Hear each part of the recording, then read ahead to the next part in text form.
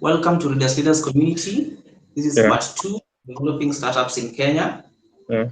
Today we are hosting Handa Robinson, the CEO of Tech.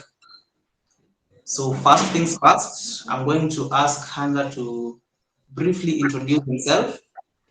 Generally tell us who Handa is and what is Tech all about. Hello, Kelvin. Uh, Thank you for having me today. Basically, I'm an engineer by profession. It's funny. When I started at JQuat, I was enrolled as an architecture student. Then I switched to electronics and computer engineering because I was into computers and what have you. Then Tech is just a firm that we are creating mobile application, uh, web application, and doing design work for clients, the architectural designs. Okay, thank you for that warm introduction. Could you tell us how the idea of Tech started? What was your vision in the initial days? Oh, my initial days was in 2017. I'm a kind of a guy that I'm a people's person. So when I was in JQuad, I was good at computers, programming, and what have you. So guys usually consulted me to for their homeworks and maybe their websites. So I was usually guys achieve their goals. Then from there, they usually give me referrals to other peoples who needed my services. That's when I got an idea of starting a company so that I can expand and start offering my services to other guys. Okay. That is a good story. So, can you share with us some of the mistakes you made in IROB's early days? Early days, the mistake I made was early days. I don't think I made a lot of mistakes. Only one mistake that I made was I got a client who needed a project that was to be handled for like 4 months. The project initially it was to take 4 months, but I underrated it and I I suggested to the client that it will take 2 months, but we ended up doing the project for 3 months. So, but I did learn from that mistake. Right now, we handle projects successfully even for 1 year. And Okay, another mistake that I can say is not starting the company at an early age, like in 2013 when I joined campus. I started late at 2018. If I had started early, I think right now we'll have been far. okay. So, what I'm getting is knowing how long your projects can take, the Yeah, customer can take is very important yeah, before you promise anything. yeah, exactly. Okay. And why are you saying that you feel like you should have started the company early? So how do you tell the best timing to maybe start to do a startup? Because timing is very important when you're starting. Yeah. Uh, why I'm saying I should have started very early is because when I was in college, I had a lot of time for interacting, networking, and uh, doing the advertisement. And I had little responsibility from my parents and my siblings or my friends. But after graduation, you have those responsibilities. You have to pay the bills and do this, do this. You don't have that time to work on your stuff like development, creating networks, and such a stuff. I think if I had started early, I think right now it would have been far. Okay. Yeah. And can you also now share some of the successes you've had so far and what you attribute them to? Our success so far is right now we have clients all over well, we have clients worldwide from Kenya, South Africa, Egypt, uh, United States. I think, and they trust our services. We offer quality services. As when you go to my website, you'll see the quote there, think high end. We Yeah. mostly specialize on high end qualities so that we are different from other firm. I think that has been a success by getting more referrals from other guys who need software development or architectural firm services. Yeah. And I think that is something I wanted to ask. What do you mean high end? High end, it means just, you know, like when you want a website, you can go to like someone who will tell you, I'll do this website for like 5,000. But when you come to us, we will tell you this website will cost you 70K. But when we deliver that product, it's quality because our team, they're professional, they're software engineers, they've been studied for like 5 years, 4 years. And when it comes to maybe designing your house, you get we involve you in a step why we need this door, why we specify materials, what you need and what have you. But when you just deliver any services, I don't think what I mean is I value quality. We value quality at our firm. Yeah.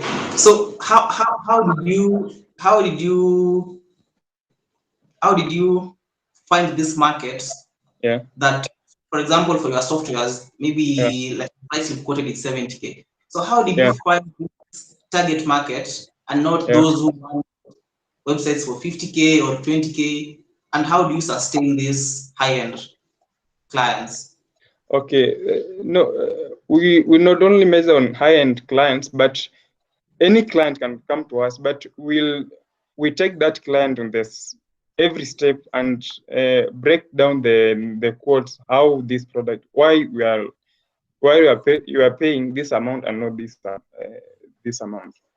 So we and sustaining the client. When I deliver a product for you, like I did a mobile application for client in Karen, and the guy loved the product. And right now it has like 500 plus download on Google Play Store. Then the client was very satisfied, and he was paying over 200,000 Kenyan shillings. So when the client was satisfied, he then referred me to another guy in US, and the guy was very satisfied with the work. I think when you just deliver quality services, you'll just sustain the high end market. Okay. Yeah, Yeah, so for now, is you mostly work on referrals. Do you have yeah. any clients who have come to you because of advertising, or they're mostly referrals? Most of my serious clients come from referrals, but I also push Google Ads. I think you know about Google Ads and Yeah. Facebook, Instagram. I usually push those ads, but from Google Ads, they're not much effective because the most of guys just inquire where are you located, just to get to know you. But for referrals, it's someone you have worked for, then you can showcase your work. I did this for this client and it was very satisfied. Now it's very easy to involve someone from referral than the Google Ads or advertisement. But we usually do advertise. Okay, okay. Yeah. So what are some of your other big clients apart from the one in Karen and the one in the US? And what have you done for them? Yeah. I know apart from web development, you also do architectural design, you do Yeah. construction. Yeah. So what other things have you done for your clients? Okay, I have several clients in India. We have built them web application for freelancing. It's a freelancing platform, an advanced freelancing platform, and we have right now majorly our clients are from Kenya. And for the part of architecture, we don't construct at the moment. We just design the houses and we deliver them to the client. So when we design the house for a client, he usually refers another client. Okay, Yeah. okay. In a startup journey, when do you Yeah. know, for example, Yeah. what is the core product? Okay, let's start here. What is the core product that you started with, or the original product before you diversified? Because I believe you didn't start with all offering all these Yeah. things. Exactly. Yeah. Because I did computer and electronic engineering, I was into software development. So I started developing websites and mobile application for my own, to my other to for myself. I did myself. Then when I started getting referrals, many deals, then I employed other guys. I did employ other guys who were helping me. Then, as I had told you, I was enrolled in JQuat first year before joining computer computer engineering. I was enrolled as in a architecture class. Then I did find some friends there that we interacted, and they liked the vision. That is when the idea of architecture came in. They did join me to my vision. Okay. Okay. Yeah. What is the vision? What is the vision? The vision was creating a company that not only offer services but high-end services for clients and building trust in our country and abroad. Okay. Yeah. Okay, I get it. When I saw the Aerotech website, I was very fascinated. I saw that you have a very big team. So I want you to explain what made you go for a big team, because I believe Aerotech it's still young. I think you're only 3 years old, right? Yeah. Yeah. So how come you have a very big team at this early age, and what is the criteria you use to bring people into Aerotech? Okay. For the team, most of the guys I work with, they were my high school mates and my college mates. And the criteria I usually use is passion.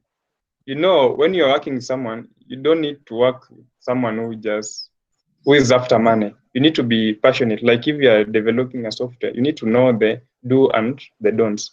And like if you are in design, you should provide the best services ever. So for the team, I only go for the passion. The guy who is passionate and who can buy into our dream. And for selecting those team, I'm a guy who like professionals. Like when I need like a lawyer to advise me when it comes to like registering a company, I just don't do it myself. That's why we have a lawyer there. Like if we realize we have someone who has done actual science, when I need like how can I do bookkeeping for a firm, so I can usually control such a guy. Then we have software developers there, like 2 3, and we have architects are there too. So I'm into professionals. Like if I need these services, like we have received this amount, we need to allocate this amount there. We need to. So I can't handle everything at the moment. Uh, all the work. I need professional to assist me, so that I take the best path. So that and in future I don't regret like not filing returns and other things. Okay, okay. And can you tell us your interviewing process before you actually admit someone into your team? Before admitting someone, I have to hang out with someone like one week, and the guy can't even know I'm interviewing him or her. I just have to. I'm good at reading people, so I just work with someone like for 1 to 2 weeks. Then I see what he does and his goals. Then from there, I can decide if he's someone I can work with or not. Okay. Yeah. And what is ideal? For example, you might find someone is very skilled, Yeah. but what are some of the maybe personal attributes that can disqualify them from getting work at Iron Tech? So for me, I like guys who are leaders.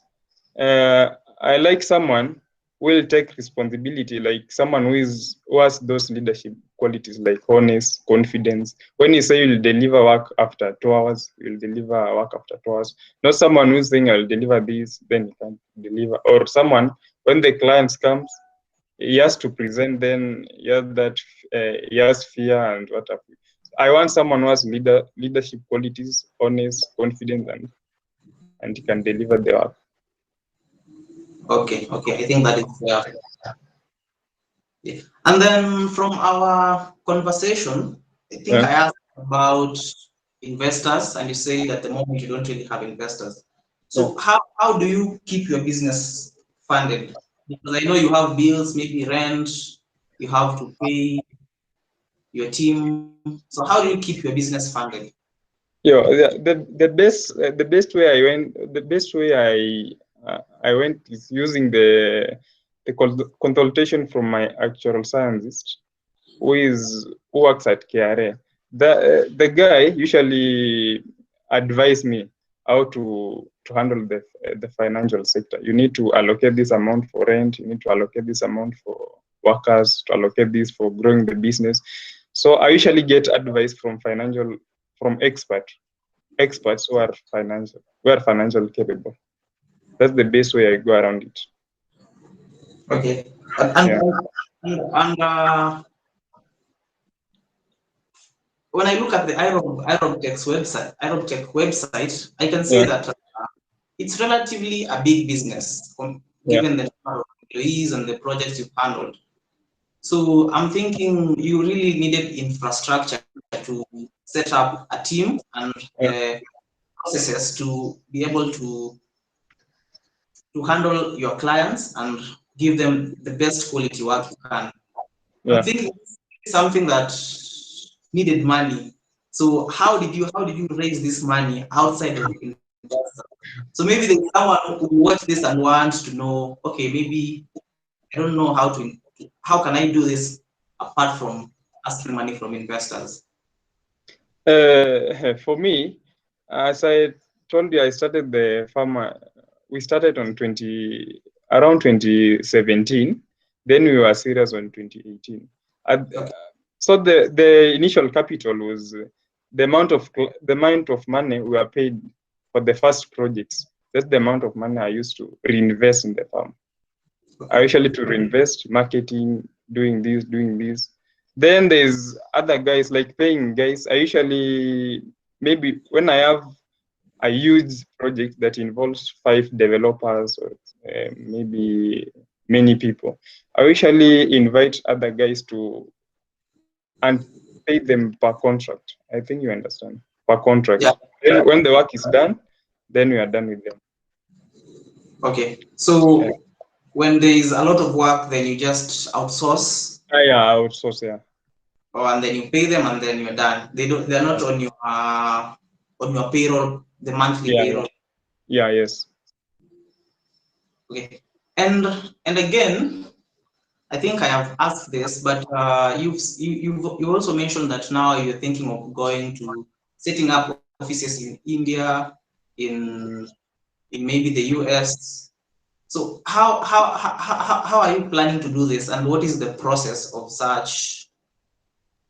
doing such a thing? Oh yeah, my plan is right now we are targeting Kenyan market. We want to penetrate Kenyan market. We start by setting up our offices in Eldoret, Kisumu, Mombasa. Then after that, then we can think about diversifying to India, South Africa. But at the moment, I have a few guys from other countries like India and United States. I usually outsource my projects there. They help me, and I also help them there when they have projects and they are facing difficulties. So it will be much easier when I just want to shift another office there because we are building now relationship. I can trust them and they can trust me. I think it will be easy. But at the moment, we are focusing on targeting Kenyan market.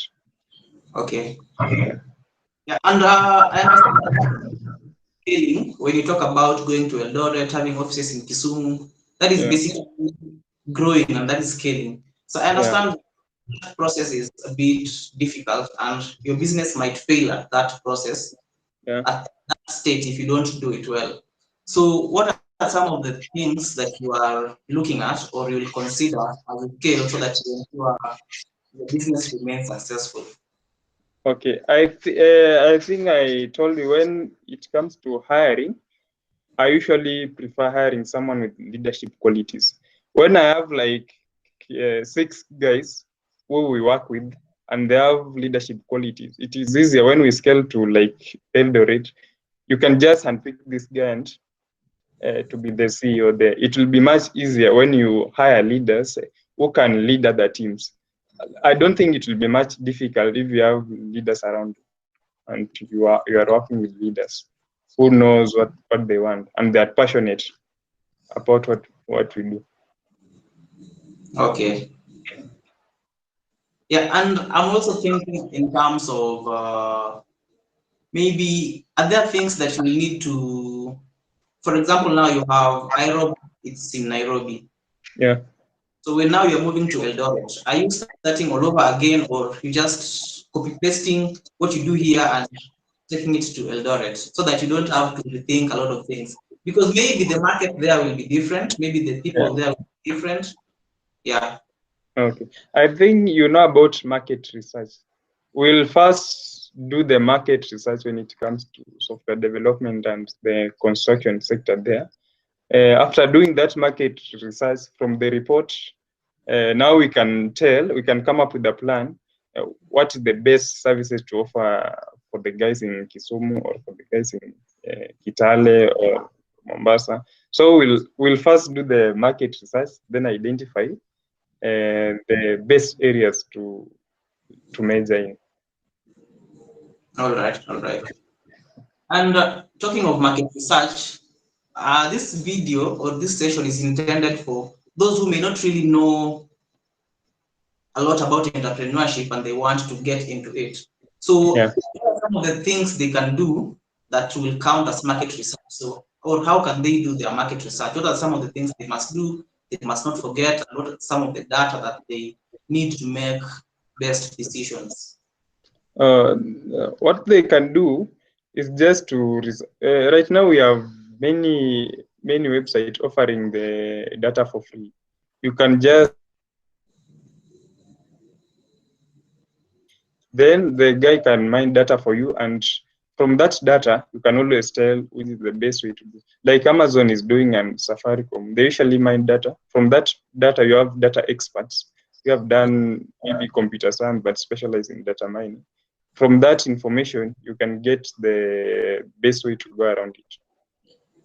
Yeah. Isn't something expensive? Maybe getting data, or there's some free places you can do this. I'm talking about someone who is just starting. So they have an idea and now they Okay. want to start a business. So they want to start a Okay. business in Kisumu. Now Yeah. what? Oh, so the other thing they can do is just interviewing people. You can come up with we have those template for interviews that you can carry out interviews. You can send them out, or you can have a few friends. You just go to that town like Zoom and ask that community how they feel about software development, or how do they get their house designed. From that research, you can get insights. Also, we have information from the government online. You can research about Kisumu people, what they like, how is technology there, is 5G already there, how do they develop their houses. I think from the internet and you personally going there, you can get information you need. Basically, you have the internet, so it's a good starting point. Yeah, exactly. Yeah. Okay.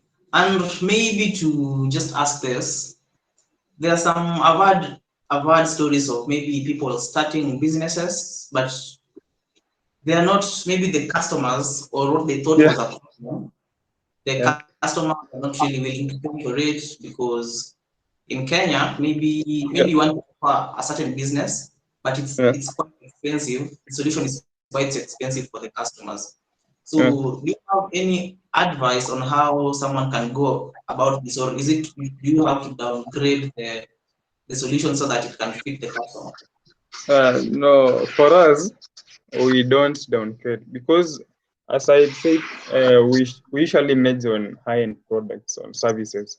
So when I tell the client for this product you have to pay like 2,000 USD or 5,000 USD, we don't downgrade. We just tell the client and explain to the client how that amount is coming about. Because we have professionals who know how to price the work, we don't do downgrade. But sometimes I usually get some clients that maybe the client want a house design and he tells you I can get this done for like 2,000 from the internet and what have you. But then such a client we usually refer them to guys who offer services at a cheaper price. But for us, we don't downgrade. Okay, so in short, Because what we value, we are into quality. We don't offer like for downgrading. Like if a guy has to pay like 70K, now he wants to pay 30K. That means like we have to not take that work seriously. But if you want quality work, then you have to incur the cost. okay. So what I'm getting, Yeah. it is important to understand your customer, to know who your Yeah. customer is, and then just to serve that particular customer. Yeah. Okay, okay. I think I understand that. And then I think finally, what are some of your words of encouragement or caution to anyone who wants to dive into entrepreneurship? Okay, my advice can be if you have an idea, you just go for it. You don't have to wait to have like 1 million to start or 500,000. You can start even with 100, with like, let's say maybe 5K or 2K.